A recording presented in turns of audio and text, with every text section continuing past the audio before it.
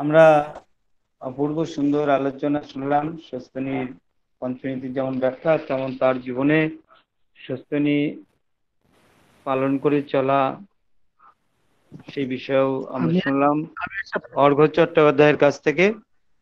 শ্রী শ্রী ঠাকুর বলছেন যে যেমনই হোক এই সস্তনী ব্রত যদি কেউ ভালোমতো পালন করে সে বড় হবেই। যত ব্যাপকভাবে, যত বেশি লোকের মধ্যে এটা চাড়িয়ে দিতে পারেন ততই জাতির মঙ্গল, অর্থনৈতিক মুক্তি, জাতির উন্নতি, রাষ্ট্রীয় স্বাধীনতা যাই চান, আগে লক্ষ লক্ষ ব্যষ্টি জীবনে এই সস্তনী অভ্যাসগত করে তুলুন।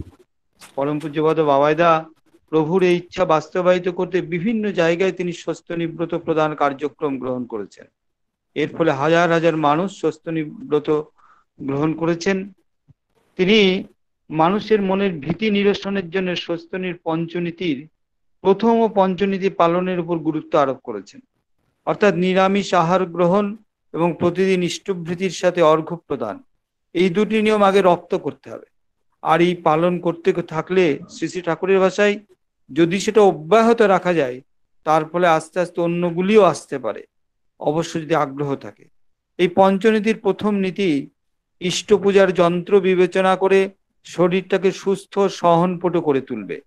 এটা কিভাবে বাস্তবায়িত করা সম্ভব, তৎসহ নিরামিষ আহারের উপযোগিতা, এই বিষয়ে বলবার জন্য আমাদের মধ্যে আজকে উপস্থিত হয়েছেন সৎসঙ্গ দ্রুতদীপ্তি হাসপাতালের বিশিষ্ট চিকিৎসক ডাক্তার কুমার মধুপ, যিনি আচার্যদেব সৃষ্টি দাদার ও পূজ্যবাদ বাবাইদার নিত্য লীলা প্রত্যক্ষ করছেন। তিনি আজকে আমাদের মধ্যে এখন আজকের বিষয়বস্তুর উপরে এবং বিশেষত সস্তনীর প্রথম নীতি নিয়ে তিনি আজকের বক্তব্য রাখবেন। শ্রদ্ধেয় ডাক্তার কুমার মধুপ। জয়গুরু। আগে জয়গুরু, জয়গুরু। শোনা যাচ্ছে তো সবকিছু? আগে আগে আগে শোনা যাচ্ছে, আমি শোনা যাচ্ছে। আমি একটা দৌড়ে দৌড়ে এসেছি, আমার খুব প্রেশার ছিল। আমি এই 3টের সময় তো অনলাইন সৎসঙ্গ করি না, কারণ আমাদের অনেক পেশেন্ট চাপ থাকে।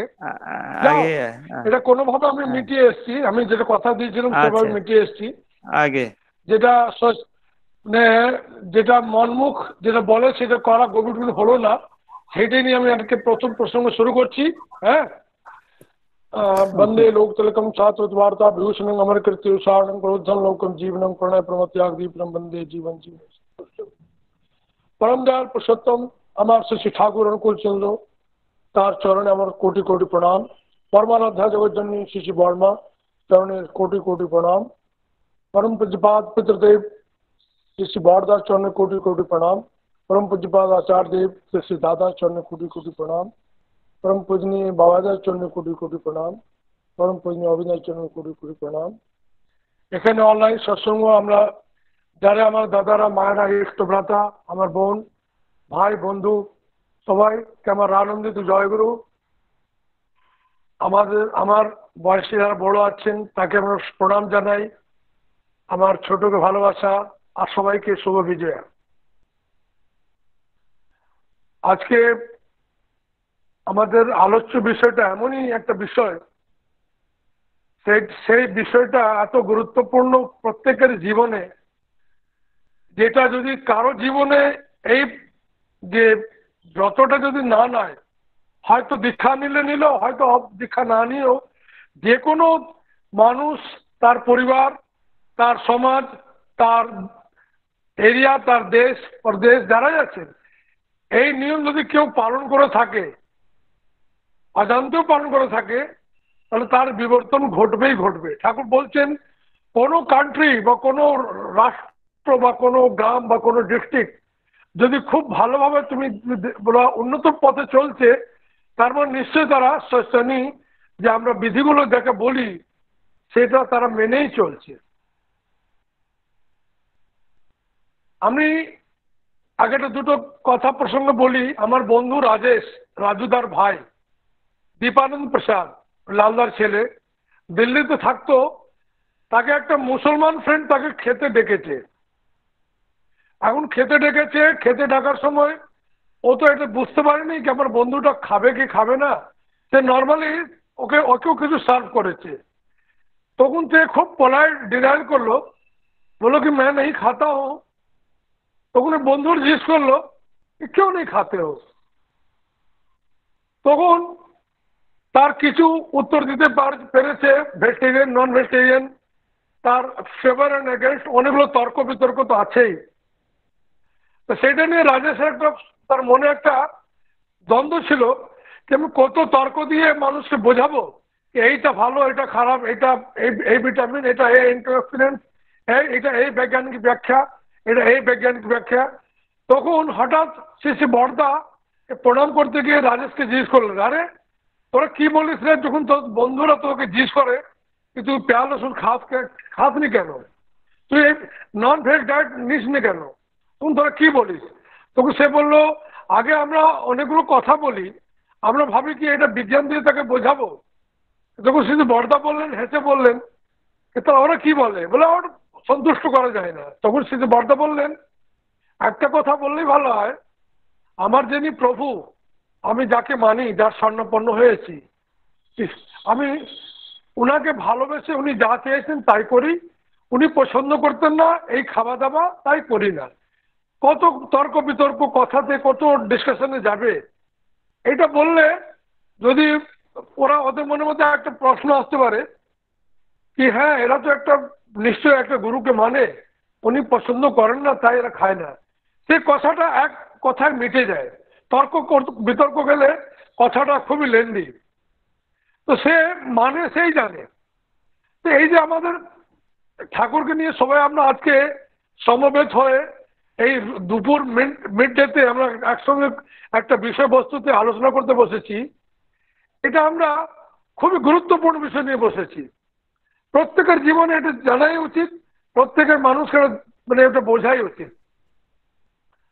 বহু আগে আমরা জানি, সবাই এখানে জানি, একবার ঠাকুর বসে আছেন, তার ভক্তমণ্ডলী সে তার ইর্দ বসে আছে, হঠাৎ অনেকগুলো কথা প্রসঙ্গ চলছে, মোস্টলি যে কথাটা উঠলো কি মানুষের দুঃখ দারিদ্র ব্যাধি, মানুষের কষ্ট, মানুষের গ্রহের চার ফেরে তারা পড়ে আছে, এইটা কাটাতে গেলে কি উপায়।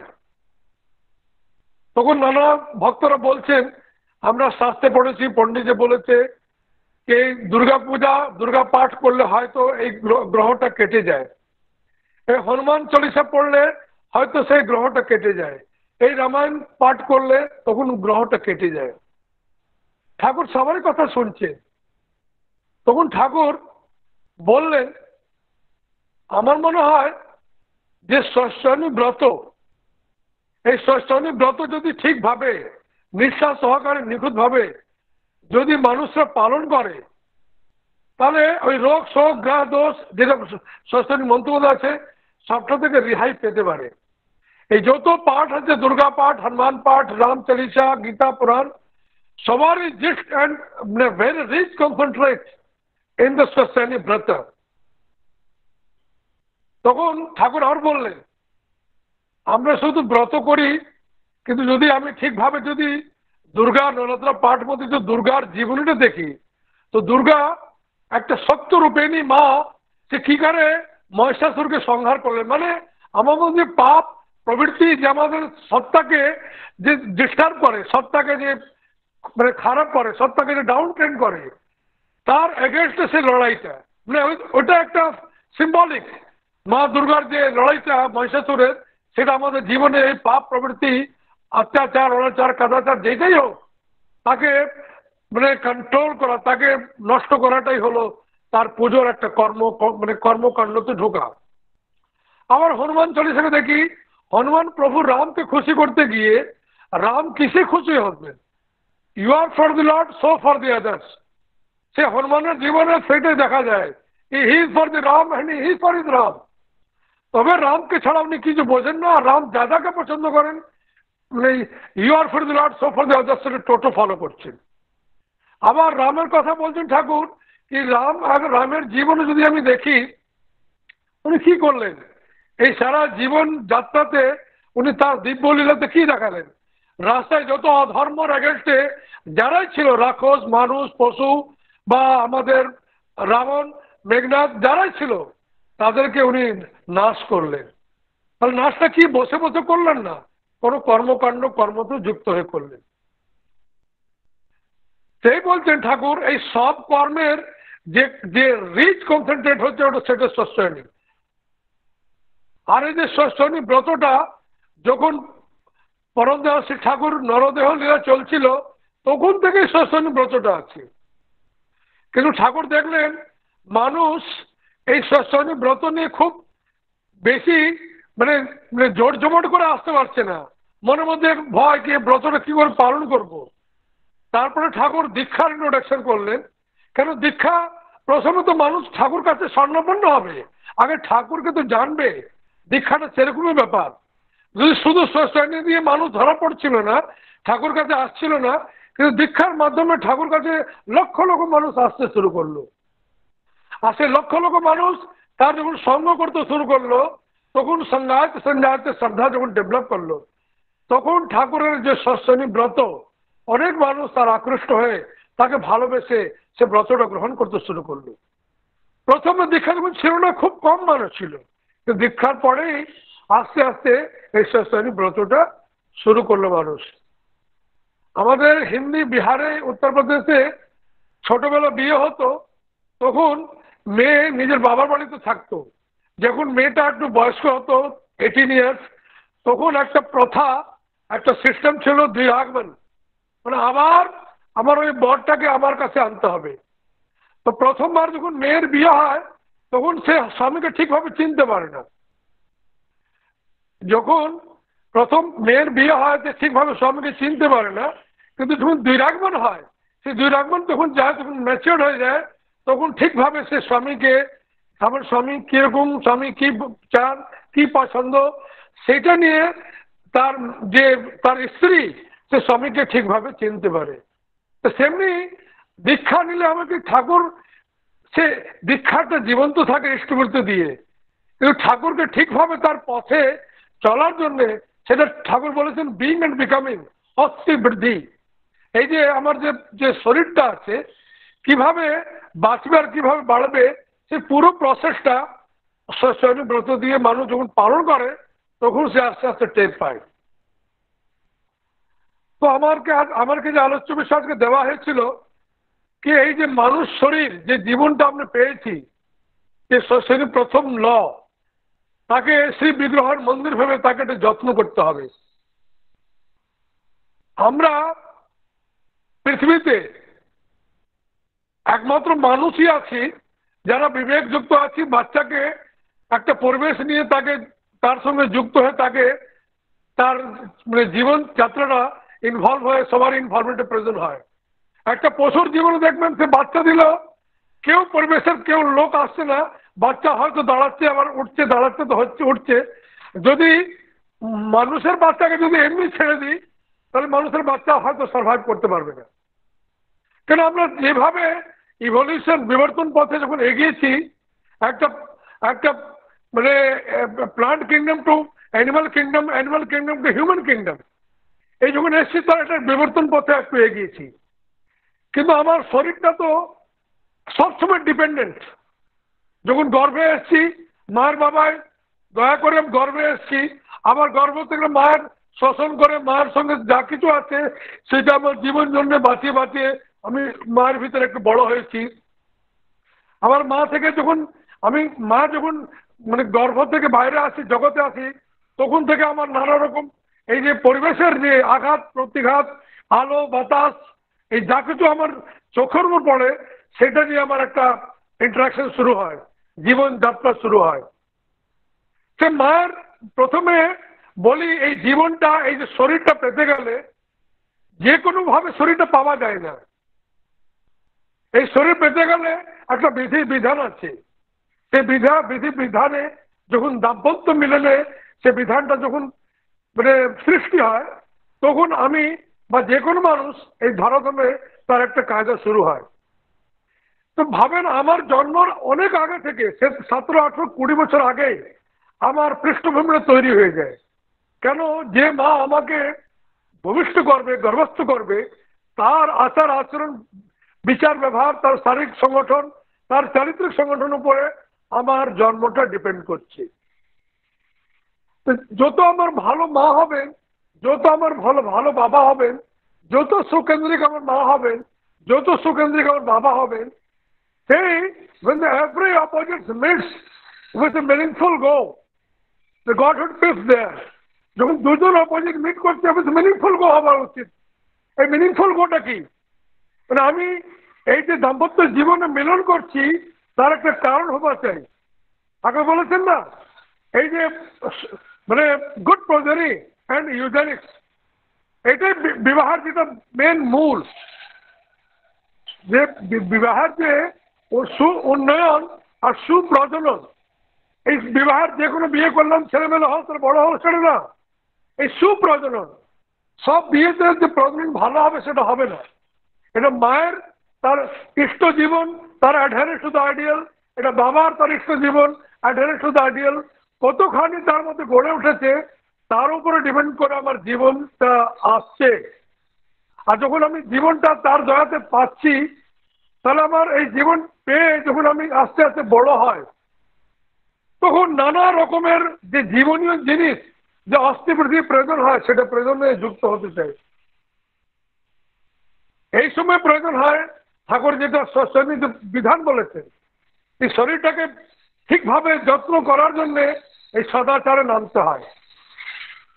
এখন সদাচার আমরা তো বাইরের জগতে দেখছি, সদাচার মানুষ কিভাবে পালন করছে, তাদের মধ্যে ভয়ে, এই ভয়ে সদাচার পালন না পালন করলে আমি মৃত্যুর রাস্তায় পথে চলে যাব। মাস্ক না লাগালে করোনা ঢুকে যাবে, হাত না ঢুকালে করোনা ঢুকে যাবে। কিন্তু আমরা যারা গুরুভাই, যারা ঠাকুর প্রেমী আছি, আমরা কোনোদিন এটা ভয় করি না। আমি জানি পুরুষোত্তম যা বলেছেন উনি উনার বিধান মেনেই চলাটা আমাদের ধর্ম। এই যেমন আমাদের যজন যাদব নিষ্ঠবৃত্তি এটাই ধর্ম, তার প্রতিষ্ঠা করে যে আমার কর্ম।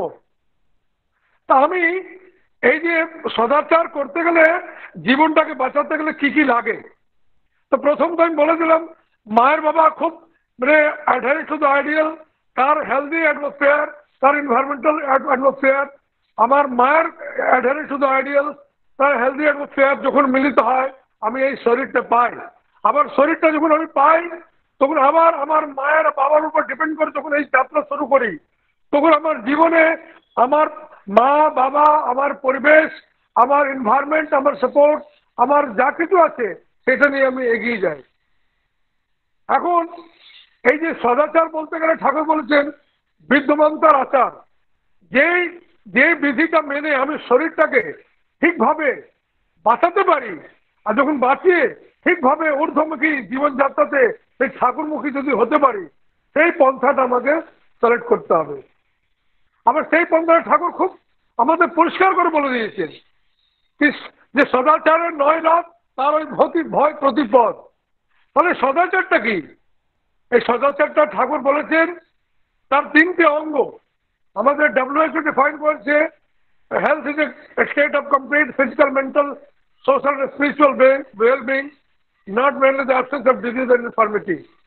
তাহলে স্পিরিচুয়াল বিংটাও WHO বুঝতে পেরেছে কিনা এটাও একটা বিশেষ ফ্যাক্টর আছে। যাও, এখন বিষয়টা তো খুব লম্বা। এবারে শরীরটাকে ঠিকভাবে যত্ন করতে, সেই বিগ্রহের মন্দির ভেবে, যেমনি আপনি মন্দিরকে কিভাবে পরিষ্কার রাখি, কিভাবে তার মধ্যে দেখি ঠাকুরের সব জিনিসটা পরিষ্কার করে, কোনো নোংরা যেন না থাকে, মন্দির আলো যেন ভালো থাকে, তার ভেন্টিলেশন ভালো থাকে, কিভাবে একটা পুরুষোত্তমকে জীবন্তভাবে তাকে রাখা যায়। আর সেই জীবন্ত পুরুষোত্তমকে আমার শরীরের ভিতরে যখন আমি তার আস্থান দিচ্ছি, তার প্লেসমেন্ট দিচ্ছি, তাহলে কি আমার এই মন্দিরটা কি খারাপ রেখে চলবো? মোটেই না। তো প্রথমে এই শরীরটাকে ঠিক রাখতে হবে। তো শরীরে ঠিক রাখার জন্য কি কি সদাচার পালন করতে হবে? প্রথম যেটা বলছেন শারীরিক সদাচার। এই শারীরিক সদাচার বলতে গেলে এই যে ফিজিক্যালি যে বডিগুলো দেখছি, কেন physique is the centre of life, activity and intelligence. ঠাকুর বলেছেন physique is the centre of life, activity and intelligence. তো যখন এই শরীরটা যদি ভালো না থাকে, তাহলে আমি এই যে অ্যাক্টিভিটি করছি, আজকে অনলাইন সৎসঙ্গ যুক্ত হয়েছি, এই সৎসঙ্গতে আমি কথা বলতে পারছি, বলতে পারতামই না। তাহলে শরীরটাকে কত ভালো রাখতে হবে। সেই জন্য ঠাকুর বলেছেন যে সদাচারের 9 রাত তার ওই ভয়ে প্রতিপদ। তার জন্য ঠাকুর বলেছেন कि healthy concentric go of life is a curative and cure of all morbidity. এখানেও ঠাকুর একটা কথা বলেছেন, healthy concentric go of life. যেমনি আমাদের জেমস মাইকেল যে আমেরিকান ছিলেন, এবং ঠাকুরকে জিজ্ঞেস করলেন, ঠাকুর দুই শব্দতে বলে কি জীবন যাত্রা আমেরিকাতে থেকে পয়সাওয়ালাদের কাছে থেকে কি করে শুরু করব? তখন ঠাকুর তাকে দুই শব্দই বলেছিলেন, বি কনসেন্ট্রিক। তখন জেমস মাইকেল বলেছিলেন, আই ডোন্ট আন্ডারস্ট্যান্ড ঠাকুর। তখন ঠাকুর বলেছেন, be concentric to a centre, be concentric to a ideal. তখন জেমস মাইকেল বললো কিরকম? তখন বললো, I mean to say that is living ideal. দেখেন, ঠাকুর কোনোদিন বলেননি যে be concentric to this your Ramayana পাঠ, দুর্গাপুর রামায়ণ পাঠ, না। কারণ জানেন ঠাকুর যেগুলো ইম্বডিড আইডিয়াল, যার মধ্যে প্রেম, করুণা, দয়া, জ্ঞান সবকিছু তার মধ্যে সহজ উচ্চারিত হয়ে আছে, তাকে যতক্ষণ মানুষ না ধরে ততক্ষণ ইম্বডিড যে লাভটা সে পাবে না, তার মধ্যে ওই যে লাইফের যে বিবর্তন সেটা আসবে না। তো সেই ঠাকুর বলেছেন healthy concentric go of life. তো আমরা healthy concentric go of life মধ্যে যখন ঠাকুরকে ধরেছি, ঠাকুর 100 বছর আগেই বলেছিলেন এই শরীরটাকে শ্রী বিগ্রহের মন্দির ভাবে চলবি। সেটা তুই যন্ত্র হলি, আমি যন্ত্রী হলাম।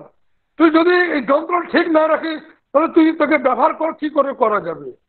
তো সেইটা শারীরিক সদাচার বলতে গেলে আমরা সবাই জানি, হ্যান্ড ওয়াশিং করতে হয়, নাকে আঙুল দিলে হাত ধুতে হয়, এক জায়গাতে খেতে নেই, এক বাসনে খেতে নেই, একটা বাসন একটা জলে ধুতে নেই, বাইরে থেকে আসার সময় কাপড় চোপড় ধুয়ে ঢুকতে হয়, চটি বাইরে খুলতে হয়, কিচেনে না হাত পা ধুয়ে ঢুকতে নেই, নানা রকম শারীরিক সদাচার আছে। কেন এই শারীরিক সদাচার যদি না পালন করি তাহলে কোন পথে যে আমার ভিতরে যে জীবাণু, এই ব্যাকটেরিয়া, এই ভাইরাস, এই যে করোনা ভাইরাস, হাত না ধুয়ে খেলে করোনা ঢুকতে পারে, আবার হাত না ধুয়ে টিবি ব্যাকটেরিয়া ঢুকতে পারে, টাইফয়েড ব্যাকটেরিয়া ঢুকতে পারে, মুখে নাকে আঙুল দিলে অনেকগুলো ব্যাকটেরিয়া ওই নাকের ভেতর ঢুকে থাকে, সেটা আমার যখন নাক থেকে টাচ করি, যখন বাইরে এসে যে ব্যাকটেরিয়াগুলো ফ্রেন্ডলি ছিল, আমার বন্ধু ছিল, তার মধ্যে একটা মিউটেশন হয়ে একটা বিষাক্ত রূপ হয়ে আবার যখন না হাত ধুয়ে মুখে দিই সে আমার পেটের মধ্যে চলে যায়। আর যদি আমার ইমিউনিটি লো হয় আমাকে সেই জীবন যাত্রাতে ডিস্টার্ব করবেই করবে। আমি চা খাচ্ছি একটু দোকানে, আমি চা খাওয়ার সময় খুবই সদাচার পালন করছি, ইষ্টবৃত্তি বের করছি, আমি ষষ্ঠানী ব্রত পালন করছি, কিন্তু চা খাওয়ার সময় একটু ভুল হলো। ভুল কি হলো? ওই চার দোকানে ওই চাওয়ালা কোনো ডিসপোজেবল না চা বোতল দিয়ে একটা কাপে চা দিয়ে দিল। আমার চার পিপাসাটা প্রবৃত্তির টানটা এতই বেশি যে আমি নিজের ক্লান্তিটা মেটাতে গেলে ওই চায়ের কাপেরটা ওই সদাচারের যে একটা মুহূর্ত ভাবটা ভুলে গেলাম, আর ওই সিপ করে খেয়ে গেছি। কি আনন্দ! কত শরীরে আমার টায়ার্ডনেস কমছে। এখন সেই চার ওই সিপ করতে করতে কখন যে টিভির জান ঢুকে গেল, আর আমি মনে মনে ভাবছি আমি কেন রোগগ্রস্ত হলাম। তখন বুঝতেই পারলাম না কিভাবে আমি সদাচার পালন করতে গিয়ে একটা ভুল করে ফেললাম। ঠাকুর বলেছেন না, এক লমায় ব্যাপাস কথা চিন্তা কর্ম আলোচনায় ছোটে নিয়ে পিছিয়ে পিছিয়ে দূরদৃষ্টি কি লাঞ্ছনা। সবকিছু পালন করছিলাম, কিন্তু ওই কাপটা না ধুয়ে গরম করে না ওয়াশ করে বা ডিসপোজেবল ভাব না খেয়ে সে রোগটাকে আমি ভিতরে ডাকলাম। যাও, এই শারীরিক বিধি পালন করতে গিয়ে আমরা অনেকগুলো সতর্ক হওয়ার বিষয় আছে। তাই জন্যে ঠাকুর বলেছেন healthy concentric go of life. ঠিকভাবে যদি আমি নাম ধ্যান করি তাহলে সবসময় এই সতর্ক ভাবটা থাকবে। আবার ঠাকুর বলছেন শুধু শরীর দিয়ে গাইড হয় না, ওটা গাইড হয় মন দিয়ে। মনটা এমনই খারাপ জিনিস যেটা ঠাকুর সবসময় বলেন নিজেরকে বাণীতে কি মনটা দুষ্ট হলে জানিস রোগের আথাল হয়। এই মনটাই খুব খারাপ, মনটাই দুষ্ট হয়, মনটাই তখন চা খাইয়ে দিল। সদাচরণ পালন করছি কিন্তু মনটা বললো এটা খেলে আরাম, তাহলে মনটা ভালো কি করে থাকবে? ঠাকুর ওই বলছেন মানসিক সদাচার, সৎ চিন্তন, সৎ চলন, সৎ কর্ম, সৎ ক্রিয়াটাই হলো মানসিক সদাচার। আবার ঠাকুর বলছেন অনেক মানুষ খুব ভালো থাকে, যেমনি বীরেন্দ্রের গল্প বলছেন যে বীরেন্দ্র আমার দায়িত্ব নিয়ে ঘুরে চলতো, কিন্তু আমার দায়িত্ব নিয়ে হঠাৎ কোনো একজন দায়িত্ব নিয়ে নিল, অমুকের দায়িত্ব নিল, আমার দায়িত্বটা ভুলে গেল। সেটা হলো মানসিক ব্যভিচার। সেই মনটাকে ঠিক রাখার জন্য ঠাকুর বলেছেন মন্ত্র চেতন মন। তাহলে ওই সবসময় যদি নাম করি, অজপা নাম করি, সতনামটা যদি করতে থাকি, তাহলে মনটা সবসময় যদি চেতন থাকে, তাহলে what is right what is wrong pick and choose আমি করতে পারবো। তখন আমি মনটা দিয়ে এই শরীরটাকেও ঠিক রাখতে পারবো। কিন্তু সবার মূলে আছে আধ্যাত্মিক সদাচার। সেটা হচ্ছে একানিষ্ঠ अकट निष्ठा स्पर्शी सत्यानुराग इष्टानुराग। एकनिष्ठ अकट निष्ठा যে আমার আমি একানুরক্তি তীব্রতা ক্রমাগতি আমি আমার জীবনে I am for the lord not for the others. একানুরক্তি যদি না থাকে, বহুন্নতি থাকে, তাহলে আমরা কোনোদিন এই যে জীবনটাকে যে শ্রী বিগ্রহের মন্দির ভেবে যদি চলতে পারবো সেটা সম্ভব হয়ে উঠবে না। বাবাদা বলছেন বুঝলে বাবাদা কি যদি একটা রুমাল পড়ে আছে, এই রুমালটাকে তুলতে গেলে পুরো কোনা দিয়ে তুলবো না একটা কোনা তুললেই হয়ে যাবে? তখন বাবাদা বলে না একটা কোনা তুললেই হবে। সেভাবে আধ্যাত্মিক সদাচার যদি খুব ভালো থাকে, আমার যদি ঠাকুরকে খুব ভালোবাসি একনিষ্ঠ হয়ে, আকার নিষ্ঠা নিষ্ঠা ইষ্টানুরাগ যদি ভালো থাকে, তখন আমি সবসময় মনটা যে সত্তা সচ্চিদানন্দময়, এই যে সত্তা যে সবসময় চেতন থাকবে, চেতন মানে what is right what is রং একটা রেসপন্সিভ থাকবে, তখন আমি বেছে বেছে জীবনীয় যা কিছু যেটা অষ্টপ্রতি যেটা কাজে লাগে সেটা নিয়ে আমি জীবনতে গ্রহণ করব আর সেটা নিয়ে আমি এগোবো। তাই আমি আসি এই সদাচার, শারীরিক সদাচার, মানসিক সদাচার, আধ্যাত্মিক সদাচার নিয়ে যখন আমি ঠিকভাবে যখন আমি পালন করতে শুরু করব, তখনই আমার জীবনে যজন যাজন ইষ্টবৃত্তি ঠিকভাবে পালন হবে। সদাচার যতক্ষণ পালন হবে না, বাবা যা বলছেন যজন যাজন ইষ্টবৃত্তি শ্রেণী সদাচার এটাও পালন হবে না। এখন শ্রেণী বলতে গেলে আমরা সোজা ভাবি পেঁয়াজ রসুন মাদক ছাড়, পেঁয়াজ রসুন না খেলেই শরীরে ঠিক থাকবে। তখন আমাদের ঠাকুর এটা বলছেন, দুমকাতে একজন অ্যাডভোকেট এসেছিলেন, দাদা সময় আছে? হ্যালো হ্যালো সময় আর 5 মিনিটের মধ্যে আপনি শেষ ঠিক আছে করবেন। ঠিক হ্যাঁ, আছে ঠিক ঠিক। তারপরে আবার তো ঠিক তো আছে। আমাদের লালদা অ্যাডভোকেট ছিলেন, ঠাকুরকে যখন প্রণাম করলেন, ঠাকুর বললেন কি পছন্দ করেন লালদা? তো বললাম আমি আগে মিট মাছই খাই। তখন ঠাকুর বললেন মিটের মানে জানেন? যেটা নন ভেজ মিট যেটা খান তার মানে কোনো বুঝেছেন? ঠাকুর সবসময় তার ধাতুগত মিনিং নিয়ে জিজ্ঞেস করতেন। তখন উনি বললেন না আগে এভাবে তো কোনো ভাবিনি। তখন ডিকশনারি আনা হলো, তার মধ্যে দেখা গেল মিট মানে হচ্ছে ওই পর্ক বিফ মাংসের টুকরা। আবার একটা মিনিং হচ্ছে যে নন ভেজ মিনিং জীবন ক্ষয়কারী পদার্থ, যেটাকে জীবনটাকে ক্ষয় করে। এবার লালদা বলছেন আগে আমি এভাবে তো কোনো ভাবিনি দেখিও নি। ঠাকুর বলছেন আপনি দেখেন ভেজিটেরিয়ান মানে কি হয়। তখন ভেজিটেরিয়ান মানে দেখা গেল ভেজিটেবলস মানে কি হয়। তখন তার মধ্যে লেখা ছিল জীবন বর্ধনী পদার্থ, যেটাকে জীবনটাকে ঊর্ধ্ব দিকে নিয়ে যায়। তখন লালদা বললেন আমি এইভাবে তো কোনোদিন ভাবতে পারিনি ঠাকুর, কি মিটটা জীবনকে ক্ষয় করে আর এই ভেজিটেবল জীবনকে বর্ধন করে। আমরা সাধারণ দেখি এই ছোট ছোট জাগতিক ভাবে যখন দেখি এই জীব জগতের যে দেখি, আমার বেসিক্যালি কিছু মেডিকেল সায়েন্স নিয়ে আমি কথা বলে কথাটা শেষ করবো। আমাদের জয়দেব ভাই আছেন, খুব ভালো উনি প্রেজেন্টেশন দেবেন। ঠাকুর বলেছেন যে অ্যানিমাল আর যে হিউম্যান কিংডম বা ভেজিটেবল যারা ইটার যারা আছেন তার মধ্যে বেসিক্যালি সায়েন্টিফিক্যালি অনেকগুলো তফাৎ আছে। যেমনি আমাদের যারা ভেজিটেবল যারা খান তাদের জ মুভমেন্ট গুলো দেখবেন, তাদের জটা চিবিং থাকে, মাস্টিকেশন, আমরা সবসময় চিবাতে থাকি, up and down sideways movement থাকে। কিন্তু দেখবেন যারা নন ভেজ ইটার তাদের সেরকম কোনো চিবিং মুভমেন্ট নেই, সেটা শুধু চিরফাড় করে, কেটে আর ফট করে ফেটে দেয়। আবার দেখবেন আমাদের ইন্টেস্টাইনাল আমাদের যে যে জিভের রচনা, আমাদের জিভগুলো স্মুথ থাকে, তাদের জিভগুলো রাফ থাকে।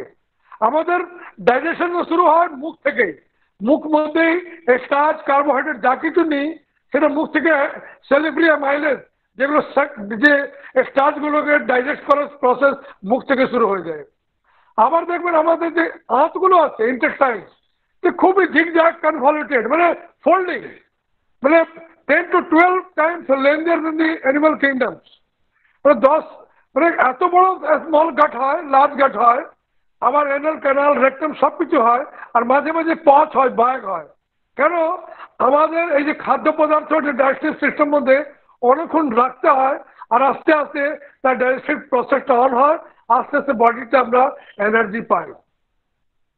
সেখানে দেখবেন আমাদের যে অ্যানিমাল কিংডম, বাঘ ভালু যারা আছে, সিংহ, তাদের গাটগুলো খুবই স্মল থাকে, আর সেগুলো সে জিগজ্যাগ কনভলিউটেড থাকে না, কোনো তার পেঁচানো থাকে না, একবারে খাবে, পেটের মধ্যে যাবে, পেট থেকে বেরিয়ে ওই পায়খানা থেকে বেরিয়ে যাবে, কোনো স্টেইন সিস্টেম নাই।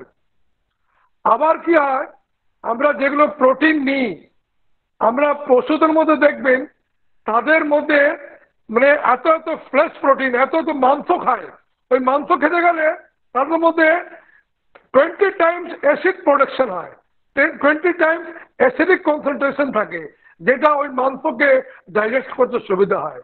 10 টাইমস আর কোয়ান্টিটি থাকে অ্যাসিডগুলো, যেটা মাংসকে ডাইজেস্ট করতে সুবিধা হয়। আর সেই জায়গায় যদি আমি মাংস খাই, আমি যদি মিট মাছ খাই, সে আমাদের অ্যাসিডটা এতই কম, আমাদের যে ডাইজেস্টিভ যা প্রয়োজন সে এতই কম, সেটাকে সহজ করে হজম করে না। আর যেহেতু ইন্টেস্টাইনগুলো জিগজ্যাগ, তার মধ্যে ওই মাংসগুলো পড়ে পড়ে পচে যায়, পুট্রিফ্যাকশন শুরু হয়, তার পয়জনটা শুরু হয়ে যায়।